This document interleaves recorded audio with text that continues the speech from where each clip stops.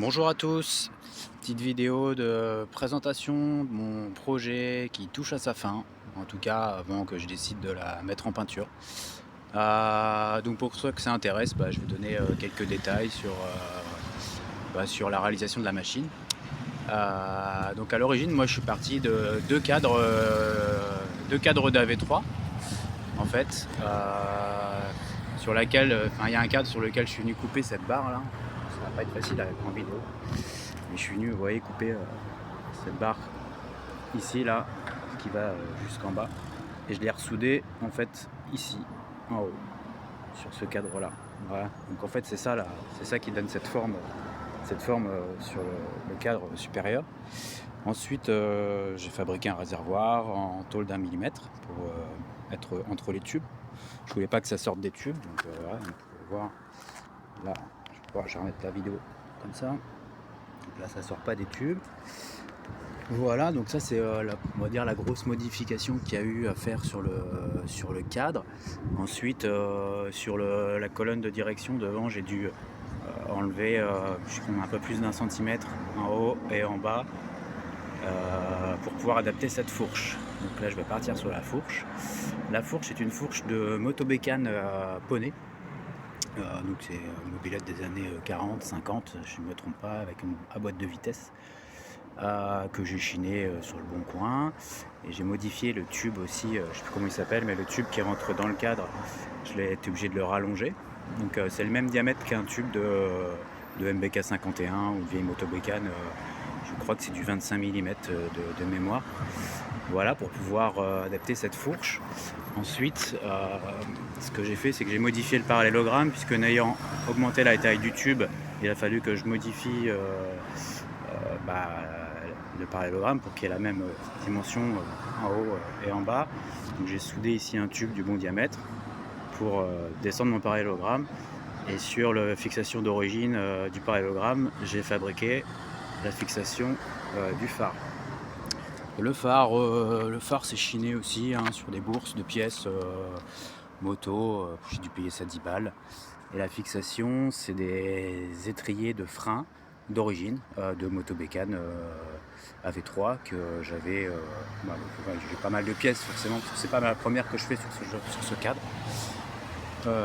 Voilà, donc ça c'est la fourche. Ensuite pour la rigidifier, je passerai peut-être après là-dessus. Ensuite je vais rester sur l'avant. Cette machine là, on parlera du moteur après, mais il fallait qu'elle freine un minimum quand même parce qu'elle marche bien. Et j'ai passé les roues en 17, donc à l'avant, à l'arrière c'est du 17 pouces. Le moyeu de frein avant, c'est un moyeu de 110 mm, donc sur lequel j'ai rayonné une jante en 17, donc pour avoir un tambour le plus gros possible pour avoir du frein. Ensuite on va repartir de l'avant. Le guidon, c'est un guidon de vélo hollandais, mais très très long d'origine, que j'ai été obligé de rallonger encore à ce niveau-là. Là. J'ai soudé, je sais plus, peut-être une dizaine de centimètres du tube pour pouvoir adapter cette poignée de gaz qui est magnifique. La poignée de gaz, voilà. Donc là, c'est 2 satellites. Ça, c'est pas moi qui l'ai fabriqué, j'en suis bien incapable. Je ne suis pas tourneur-fraiseur. C'est pas Run Iron Bike, c'est ceux qui font les kits de frein à disque que tout le monde connaît pour toutes les roues, tout. Je suis un peu ennuyé de ne pas me rappeler de leur nom parce que je les suis et que j'adore ce qu'ils font. Ils font du travail juste génial pour nous, pour tous les mobbers. Et donc voilà, c'est une poignée de frein qui est magnifique, que j'ai acheté. Ensuite, donc le guidon a dit hollandais, donc là je l'ai rallongé comme je vous ai dit pour pouvoir passer la poignée, sinon forcément ça passait pas. Le guidon était trop court. Ensuite la potence, c'est une potence qu'on voit là. C'est une potence de course d'époque, des années 70. La marque Duralazur, voilà, pour ceux qui connaissent. Pareil, j'ai chiné sur eBay, j'aimais bien parce qu'il y avait la petite aile dessus qui rappelle un petit peu le logo Motobécane. Voilà. Ensuite, ce que j'ai fait également, parce que là, vu que c'était un ponté, enfin du coup c'est une fourche de vélo, hein, mais je vous dis la machine, on ira sur le moteur après, mais elle marche quand même très, très bien. J'ai, modifié des fixations de rétroviseur qu'on voit là, qu'on voit ici, que j'ai fixé. Là, j'ai soudé cette partie que j'ai fixée sur la partie inférieure, de la fourche pour que le guidon soit vraiment, solidaire de la fourche, quoi, que tout l'ensemble soit très rigide. Et je voulais pas mettre d'amortisseur de direction déjà parce que je pense que ça sert pas à grand chose. Et de toute façon ça aurait pas résolu mon problème. Moi le problème au début que j'avais avec cette machine, c'est que quand je freinais fort à l'avant, elle guidonnait parce que le guidon est très large et que ça forçait à droite, à gauche et ça travaillait sur le tête de fourche. Donc c'était quand même très dangereux. Donc depuis que j'ai réalisé ce système là de rigidification, j'ai plus aucun problème, c'est super rigide, c'est génial. Ensuite, restons sur le devant. Encore une autre modif que j'ai faite sur le cadre, juste là. Donc ça, c'est tout simplement une butée de fourche, hein, voilà. Vous voyez, j'ai soudé aussi des petites coquilles comme ça sur le T inférieur qui viennent taper sur le caoutchouc en bas. Ça, c'est juste un cylindre bloc, hein, que j'ai soudé sur le cadre pour pas que le guidon vienne taper sur le réservoir. Voilà. Je pense avoir fini avec la partie avant. Bon, j'ai mis un petit rétroviseur pour la chaussée. Qu'est-ce que je peux dire d'autre? Les poignées, c'est les poignées de frein de Moto Bécane, pareil, V31. Je les ai juste polis un petit peu. J'aimais bien parce qu'il y avait le rappel avec le petit logo Moto Bécane dessus. Le petit bouchon de réservoir, pareil, que j'ai acheté fait comme ça. Ça se trouve, je sais plus où j'ai trouvé ça, sur Bon Coin, sur eBay, je sais pas. J'ai juste repercé un petit trou parce que prenais pas assez l'air sur mon réservoir. Voilà pour la partie avant. Ensuite, la partie arrière. La partie arrière, pareil, une selle réalisée, j'ai plus le nom, mais c'est quelqu'un qui est à l'étranger, qui fabrique des selles comme ça, qui sont des répliques des selles qu'il y avait sur les board tracks américains, les selles Messinger. Et donc, moi, je lui ai fait faire une sur mesure pour qu'elle s'intègre bien dans mon cadre parce que sinon ça aurait fait une selle beaucoup trop large par rapport au gabarit de la machine, quoi. Forcément, vous imaginez. Donc pareil, hein, là-dessus, c'est pas moi qui ai fait ça, mais elle est vraiment magnifique. Pour ceux que ça intéresse, je pourrais vous donner un lien du professionnel qui fait ça. Ensuite, le feu arrière, pareil, c'est un petit feu chiné sur une brocante à 5 euros. Enfin, c'est vraiment c'est ridicule. Sachant que moi j'ai mis un régulateur de tension ici et du coup je suis en ampoule à LED à l'avant et à l'arrière. Donc ça c'est pas mal. Bon, le support de plaque on passe. Le moyeu arrière, c'est un moyeu de faut pas que je me trompe. d'AV88 il me semble. C'est un tambour en 90 ou 100 mm à l'arrière qui freine très très bien. Pareil, acheté sur une bourse de pièces à 30 balles. Vraiment, je suis très content. J'avais peur que ça freine pas comme toutes les pièces maintenant qu'on achète. Et le frein arrière est vraiment mordant, il est génial. Je peux vraiment bloquer la roue si j'ai envie, quoi.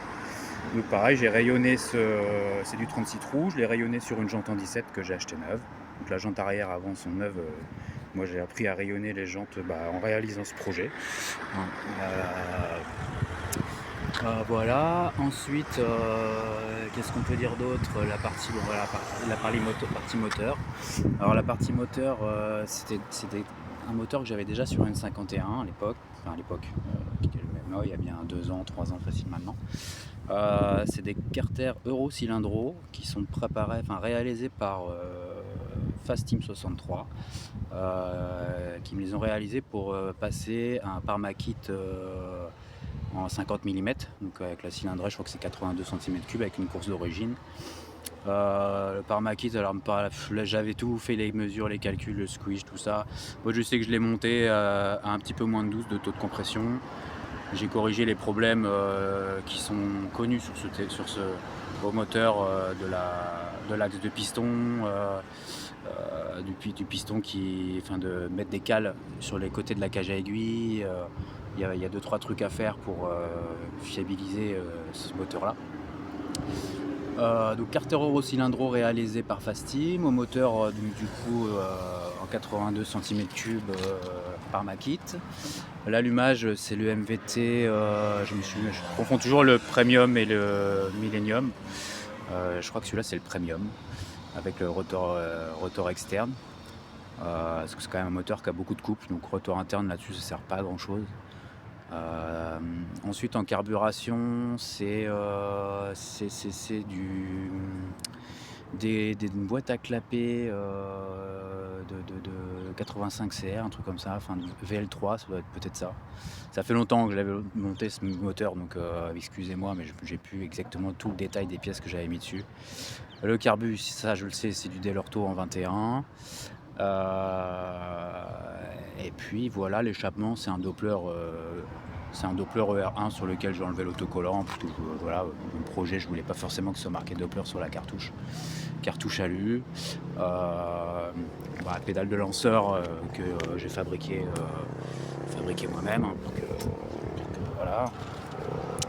Ensuite l'allumage c'est la Millennium. J'ai adapté un coupe-circuit ici pour allumer et éteindre la machine. La petite poulie lanceur ici fabriquée par un monsieur sur Facebook, c'est Jérémy Sabaté, mais pareil je n'ai plus aucune idée, mais ça c'est pareil, c'est génial parce que cette machine elle comprime tellement que vu qu'il n'y a pas d'amortisseur en plus, pour la démarrer c'est un peu rock'n'roll quoi. Donc grâce à ça, vu qu'elle démarre au quart de tour, c'est impeccable.